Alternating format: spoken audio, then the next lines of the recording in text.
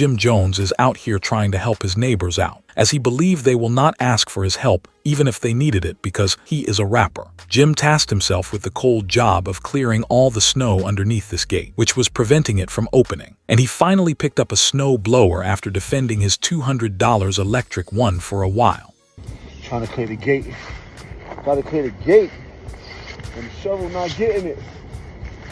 Yo!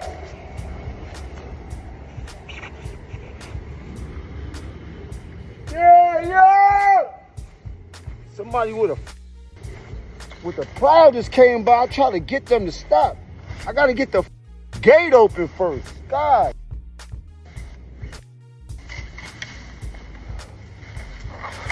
Don't laugh with this working. I gotta clear underneath the gate.